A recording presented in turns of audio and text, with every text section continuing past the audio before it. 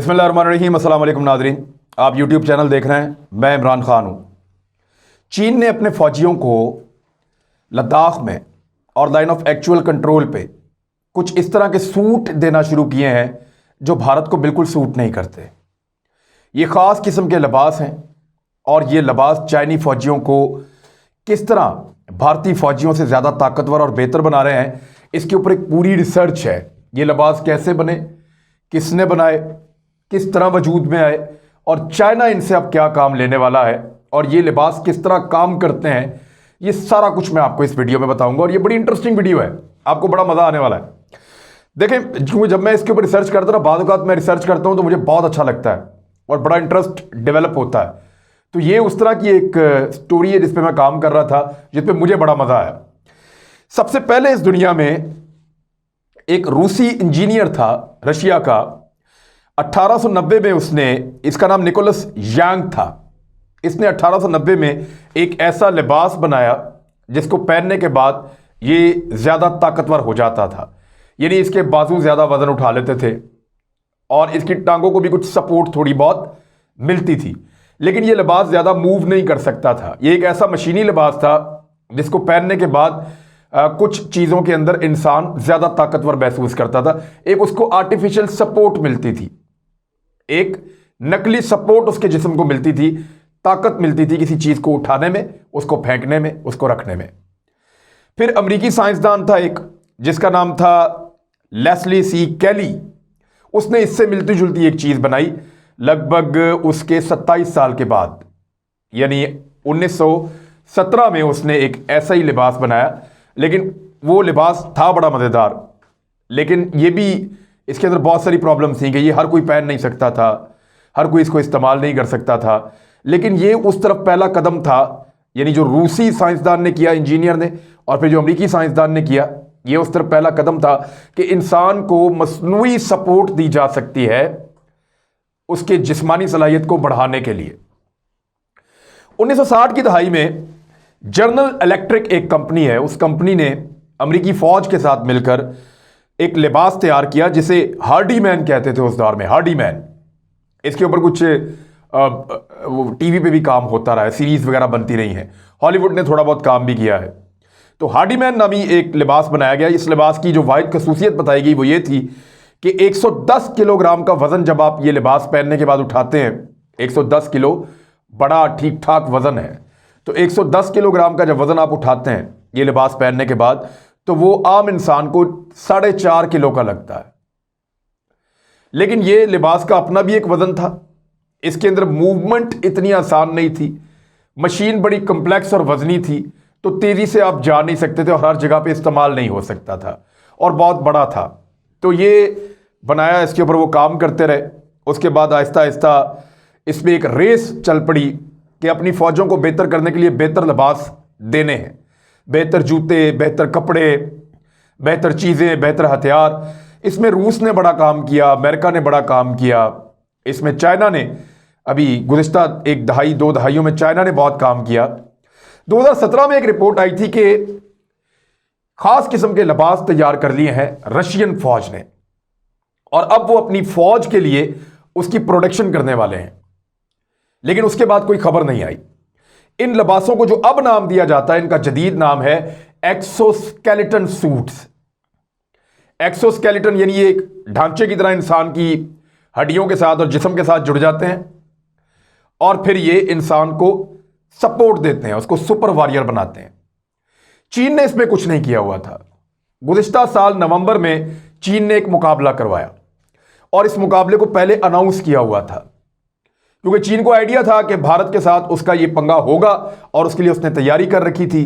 तो चीन ने नवंबर 2019 में एक मुकाबला करवाया अपनी 25 कंपनियों के माबैन। ये 25 प्रोड्यूसर्स थे जिन्होंने मिलकर फैसला किया कि वो ये लिबास बनाएंगे। मुख्तलिफ प्रोड्यूसर्स ने 50 के करीब मुख्तलिफ लिबास पहुंचाए इस मुकाबले के लिए।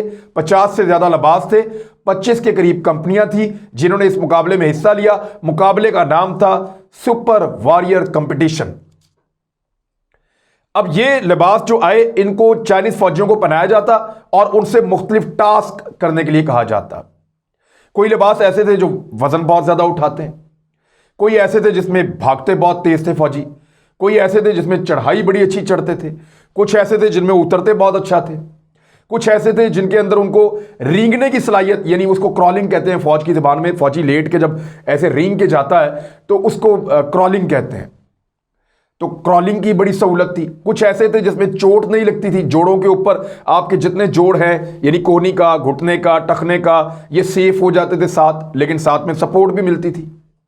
यानी मुख्तलिफ लिबास आए, 50 से जायद उनके ऊपर तजर्बात किए गए चाइना की जानिब से, और ये तजर्बात बदस्तूर जारी थे। अब जब भारत के साथ हालात खराब हुए तो गुज़िश्ता महीने नवंबर में चीन ने अपने फौजियों को लिबासों की एक खेप भिजवाई लद्दाख में, लाइन ऑफ एक्चुअल कंट्रोल पे। उन लिबासों को पहनने के बाद चाइनीज फौजियों ने वापस रिपोर्ट भेजी है। अब जो रिपोर्ट है वो ये कह रही है कि ये लिबास पहनने के बाद चीनी फौजियों को किस किस्म का फायदा हो रहा है, ये जरा आप गौर करें। नंबर एक, ये बुलंदी के ऊपर मुश्किल टास्क बड़े आराम से पूरा कर रहे हैं। ये ज्यादा वजन उठा सकते हैं, यानी एक फौजी दूसरे फौजी को उठा के लगातार भाग सकता है, जितनी दूर तक चाहे भाग सकता है। वो वजन जो है वो उसकी बॉडी पे नहीं पड़ता, वो वजन उस लिबास के ऊपर पड़ता है। और वो लिबास की बनावट ऐसी है कि वो जमीन से लेकर आपके कांधों तक वो आपको पूरी एक स्ट्रक्चर को सपोर्ट देता है। जिस चीज का वजन आता है वो उसके ऊपर आता है, आपने सिर्फ अपनी मूवमेंट के साथ उसको मूव करना है। आप लोगों ने फिल्म देखी होगी आयरन मैन, या अगर आप फिल्म देखते हैं एवेंजर्स, उसकी एक सीरीज आती है बार बार, उसकी तस्वीर आप मेरे अकब में देख रहे हैं। ये जो आयरन मैन है या एवेंजर है, ये जब ये लिबास पहन लेता है तो इसकी ताकत बहुत ज्यादा बढ़ जाती है। वो सिर्फ उड़ता है, उसकी ये काबिलियत है, लेकिन जब ये लिबास पहनता है तो इसके अंदर स्ट्रेंथ आ जाती है, ताकत आ जाती है। ये मूव अपनी मर्जी से कर रहा होता है, लेकिन लिबास इसके साथ साथ मूव हो रहा होता है। अब ये जदीद लिबास इस तरह के बना लिए गए हैं। कुछ कंपनियों के लिबास इतने शानदार थे कि वो फौजियों को भिजवाए चीनी पीएलए ने, पीपल्स लिबरेशन आर्मी ने, और चाइनीज फौजियों ने उनको पहनने के बाद जो रिपोर्ट भेजी वो बता रहे हैं कि हम ज्यादा वजन उठा सकते हैं। एक फौजी दूसरे फौजी को उठा के बहुत दूर तक ट्रेवल कर सकता है, जिसका वो तस्वर भी नहीं कर सकता। जो बड़े बड़े गोले हैं जिनसे शेलिंग की जाती है, या मॉर्टर गोले हैं, या बहुत बड़े बड़े जो गोले हैं अटलरी के, उनको दो दो फौजी उठाकर पहले गोले उसके अंदर डालते थे मशीन में, और फिर दो दो तीन तीन फौजी उठा के डालते थे, और 4 गोले 5 गोले डालने के बाद कमर दुख जाती है फौजी की। अब अकेला फौजी वो गोला उठाता है, उसके बाजुओं को सपोर्ट मिली हुई है, कंधों को वो उठाता है, और टांगों को उसकी सपोर्ट मिली है, वो आराम से खड़ा होता है और गोले को उसकी जगह पे रख देता है और लॉन्च कर देता है। तो ये एक बहुत बड़ी फैसिलिटी है कि वो ज्यादा वजन उठा रहे हैं, वो ज्यादा तेजी से पहाड़ चढ़ रहे हैं, वो ज्यादा तेजी से मूव कर रहे हैं, और हाई एल्टीट्यूड के ऊपर, यानी जो 15,000 फुट से ज्यादा की बुलंदी मैं आपको पहले बता चुका हूं, माइनस टेम्परेचर चल रहा है। और ये बड़ी खूबी है इस लिबास के अंदर कि माइनस टेम्परेचर के अंदर भी इसके जो पुर्जे हैं वो बड़ा एफिशिएंटली काम कर रहे हैं। इनको ऐसा बनाया गया है कि इस दर्जा हरारत के अंदर -40 में भी ये लिबास बेहतरीन काम करता है, और वजन भी उठाता है, दौड़ता भागता भी है। हाई एल्टीट्यूड के ऊपर फौजियों को स्टेमिना का इशू रहता है, सांस चढ़ता है, तो सांस तभी चढ़ता है जब जोर लगता है, और जब जोर ही नहीं लग रहा आपका चलने फिरने में, वजन उठाने में, चीजों को ले जाने में, सप्लाई करने में, तो फिर आपका स्टेमिना ज्यादा मुतासिर नहीं होता। अच्छा, एक फौजी ज्यादा काम कर सकता है, 3 फौजियों के जितना एक फौजी काम कर सकता है। तो इंडियन फौजी तो वहां पे वैसे ही 50,000 है, 50 से 60, लगभग 50 ही इंडियन मीडिया कहता है। चाइनीज फौजी वो कहते हैं 60,000 है, और अगर वो 60,000 फौजी 3 फौजियों का काम कर सकते हैं तो ये तो फिर तादाद बहुत ज्यादा हो गई, और उनकी एफिशिएंसी भी ज्यादा हो गई। फौजियों की एनर्जी सेव रहती है, उन्होंने ये भी लिखकर भेजा है। ये रिपोर्ट दी है कि हमारी एनर्जी बहुत सेफ रहती है, इसमें हमारा बहुत कम जोर लगता है, जो एनर्जी हमारे अंदर होती है उसको हम सेव कर लेते हैं मुश्किल वक्त के लिए, और हमारी एनर्जी बढ़ती है। इससे हमारे एतमाद में फौजियों के बहुत ज्यादा इजाफा हुआ है कि वहां तक जाना पहले कितना मुश्किल था, बहुत ज्यादा हाइट है, तो अब वो धड़ाधड़ ऊपर चढ़ जाते हैं पहाड़ पे। अच्छा, एक और काम जो ये लिबास कर रहा है, ये उनकी प्रोटेक्शन भी कर रहा है। वो गिर जाए, वो जख्मी हो जाए, उनके ऊपर कोई चीज आके लगे, तो ये लिबास एक ढाल का काम भी कर रहा है बॉडी के मुख्तलिफ एरियाज में, तो घुटनों पे, टखनों पे, कोहनियों पे चोट लगने के इम्कानात भी कम है। तो इस हवाले से भी वो इसको लिबास को बड़ा अच्छा समझ रहे हैं। ये उनकी जिस्मानी हिफाजत का काम भी कर रहा है। और अगर कोई फौजी जख्मी हो गया है और वो चलने फिरने की उसके अंदर कैपेसिटी नहीं है, तो ये लिबास उसको सपोर्ट करता है, उसको वापस उतरने में और तिब्बी इमदाद लेने में ये लिबास मदद फराहम करता है। तो इस लिहाज से भी ये बड़ा ज़बरदस्त है। अब इस लिबास के बारे में चाइना का जो CCTV है, उनका सरकारी टीवी, उसने और उनका स्टेट ओन्ड जो ग्लोबल एक पूरा नेटवर्क है न्यूज़ का, जिसको ग्लोबल टाइम्स कहते हैं, उन्होंने ये सारी चीज़ें बताना शुरू की हैं ताकि उनके फौजियों का मोराल बुलंद हो और भारतीय फौजियों को पता चले कि उनके मुकाबले में कौन सी बला आके खड़ी है। भारतीय फौजी जिनको पहनने के लिए गर्म कपड़े नहीं मिल रहे, जिनको पहनने के लिए गर्म लिबास नहीं मिल रहा, वो कपड़े नहीं मिल रहे जिनकी मौजूदगी में वो उस मौसम को बर्दाश्त कर सकें, उनके मुकाबले में ऐसा फौजी खड़ा है जिसने हल्के वजन का वो लिबास पहना हुआ है जिसमें उसको एक तो सर्दी नहीं लगती और उसके बाद उसके ऊपर उसने एक और स्केलेटन पहना हुआ है, एक्सोस्केलेटन सूट, जिसकी वजह से उसकी एफिशिएंसी में बहुत ज्यादा इजाफा हो चुका है। वो बहुत ज्यादा मजबूत है, वो तेजी से मूव कर सकता है, तेजी से लड़ सकता है, ज्यादा सामान उठा सकता है, ज्यादा वजन उठा सकता है, ज्यादा देर तक मुकाबला कर सकता है। कुश्ती तो होनी नहीं है जाके वहां पे, लड़ाई तो लाइन ऑफ एक्चुअल कंट्रोल पे या जंग में कैसी लड़ाई होती है आप बेहतर जानते हैं।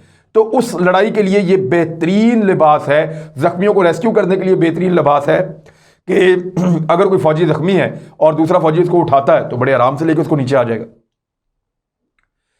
क्योंकि वो उसके लिए उतना वजनी नहीं है जितना वो होता है।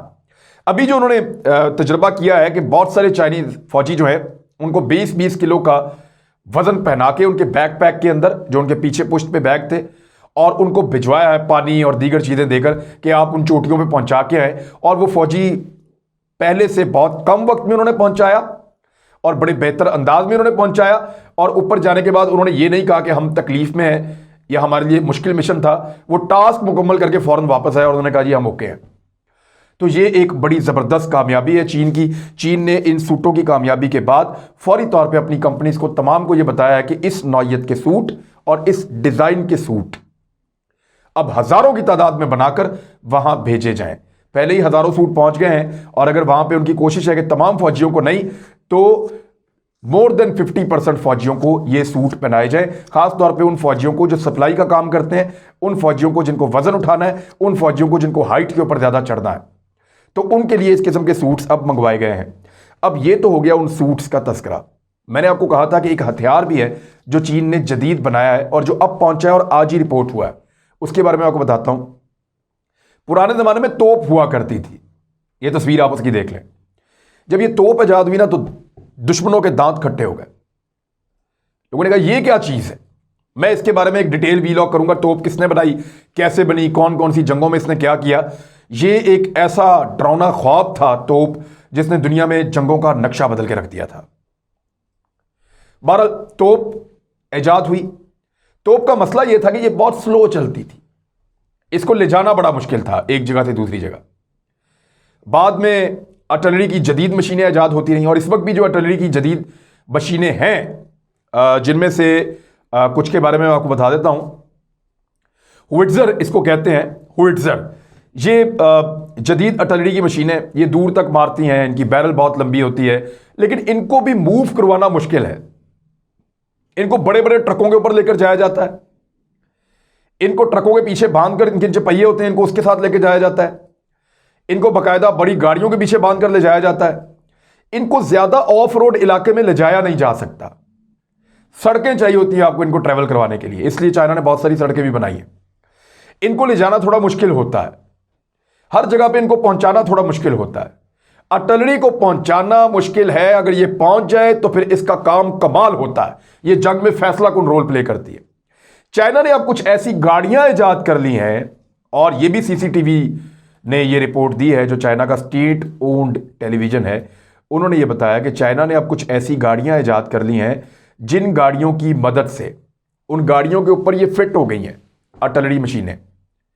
एग्जैक्टली वही मशीनें जो दुनिया की जदीद तरीन मशीनें हैं, जदीद तरीन आर्टिलरी के हथियार हैं, जिसको आप पुराने ज़माने में तोप कहते थे, और ये क्योंकि जदीद उसकी फॉर्म है, ये बहुत ज़बरदस्त तरीके से काम करती है। तो ये मशीनें उन गाड़ियों के ऊपर फिक्स्ड हैं, सिर्फ एक बटन दबाते हैं, उस गाड़ी का एक पूरा हिस्सा खुलता है। ये 6 टायरों वाली गाड़ियाँ हैं, उसका पूरा एक हिस्सा खुलता है और ये ज़मीन के साथ फिक्स हो जाती हैं। इनके अंदर से शॉक्स निकल आते हैं जो ज़मीन के साथ अपने आप को जकड़ लेते हैं, और उसके बाद जितनी चाहे यहाँ से जो है वो चाइनीज़ फौजी फायरिंग कर सकते हैं। अब ये जो गाड़ियां बनाई हैं ये बड़ी जदीद हैं। कमाल जो है इन गाड़ियों का, ये गाड़ियां कहीं भी ले जा सकती हैं इस आर्टिलरी को। ऑफ रोड में ले जाएं, जैसे डबल केबिन गाड़ी है, जहां मर्जी आप ले जाएं, मड में आप ले जाएं, पहाड़ पे आप चढ़ा दें, पत्थरों पे आप ले जाएं, कीचड़ में आप घुसा दें, मुश्किल तरीन टेरेन्स के अंदर आप जंगलों में से गुजार दें। तो बहरहाल ये जो गाड़ियां अब उन्होंने तैयार की हैं चाइना ने, इनको उन्होंने ट्राई कर लिया है, इनकी उन्होंने प्रैक्टिस की है और पता चला कि ये जबरदस्त हथियार है जो इसके बाद चीन के पास है और ये उस हाई एल्टीट्यूड के ऊपर लाइन ऑफ एक्चुअल कंट्रोल पे इंतहाई मुअस्सर होगा।